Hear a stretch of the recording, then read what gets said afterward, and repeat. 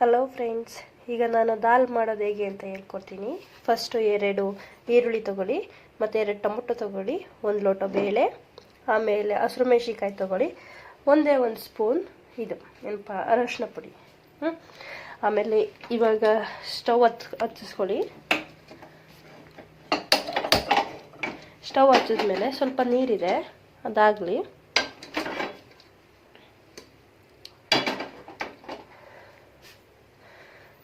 ಈ 1 ಗ್ಲಾಸ್ ಇರೋ ಬೇಳೆನ ಕುಕ್ಕರ್ ಒಳಗೆ ಹಾಕಿ, ಅದಕ್ಕೆ ಸ್ವಲ್ಪ ನೀರು,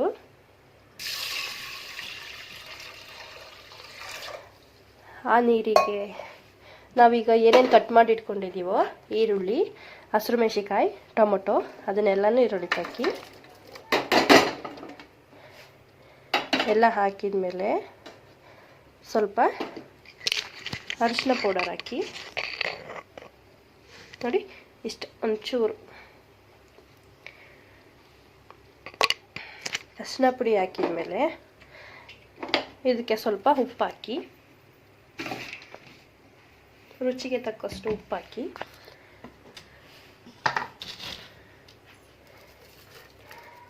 ಉಪ್ಪು ಹಾಕಿದ ನಂತರ ಇದನ್ನು ಕ್ಲೋಸ್ ಮಾಡಿ.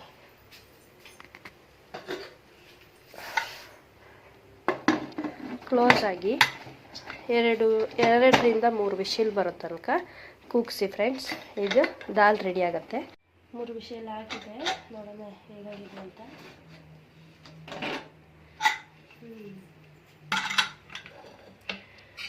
ಈ ಥರ ಆಗಿದೆ. ಈಗ ಇದಕ್ಕೆ ಒಗ್ಗರಣೆ ಹಾಕೋಣ. ಒಂದು ಬಾಣಲಿ ತಗೊಳ್ಳಿ. ಬಾಣಲಿಗೆ 3 ಸ್ಪೂನ್ ಎಣ್ಣೆ,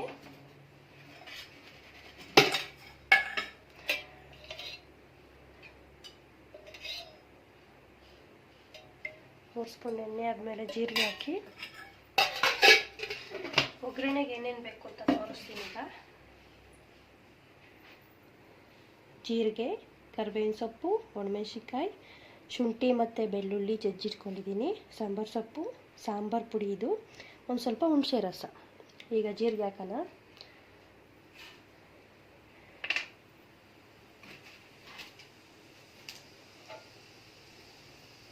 ಜೀರಿಗೆ ಹಾಕಿದ್ಮೇಲೆ ಒಣಮೆಣಸಿನ್ಕಾಯಿ ಹಾಕೋಣ.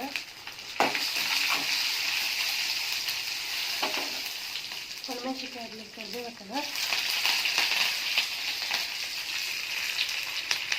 ಸ್ವಲ್ಪ ಜಜ್ಜಿರೋ ಶುಂಠಿ ಮತ್ತು ಬೆಳ್ಳುಳ್ಳಿ ಪೇಸ್ಟು,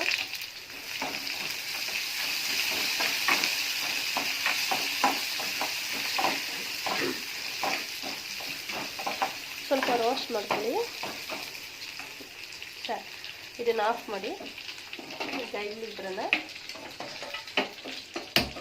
ಇದನ್ನು ಆನ್ ಮಾಡ್ಕೊಳ್ಳಿ. ಇದು ಒಗ್ಗರಣೆದ ಇದೊಳಗೆ ಹಾಕೊಳ್ಳೋಣ. ಈಗ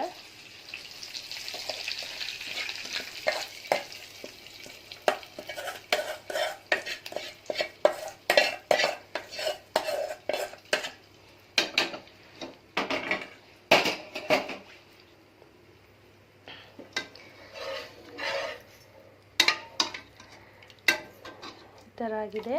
ಈಗ ಸ್ವಲ್ಪ ನೀರು ಬಿಟ್ಕೊಳ್ಳೋಣ.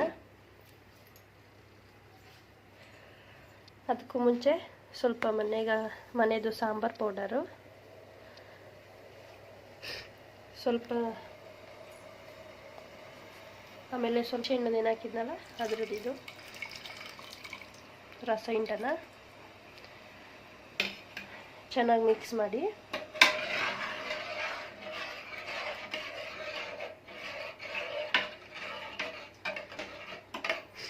ನಿಮಗೆ ಗಟ್ಟಿ ಬೇಕು ಅಂದರೆ ಹಿಂಗೆ ಇರಲಿ, ಸ್ವಲ್ಪ ತೆಳ್ಳಗಾಗಲಿ ಅಂದರೆ ಸ್ವಲ್ಪ ನೀರು ಹಾಕ್ಕೊಳ್ಳಿ. ಕ್ವಾಂಟಿಟಿ ಜಾಸ್ತಿ ಆಗಲಿ ಅಂದರೆ. ಇದಾದಮೇಲೆ ಸ್ವಲ್ಪ ಕೊತ್ತಂಬರಿ ಸೊಪ್ಪು ಹಾಕೋಣ. ಕೊತ್ತಂಬರಿ ಸೊಪ್ಪು ಆದಮೇಲೆ ಸ್ವಲ್ಪ ಕುದಿ ಬರಲಿದೆ. ಚೆನ್ನಾಗಿ ಕುದಿ ಬಂದರೆ ದಾಲ್ ಸಾರು ರೆಡಿ.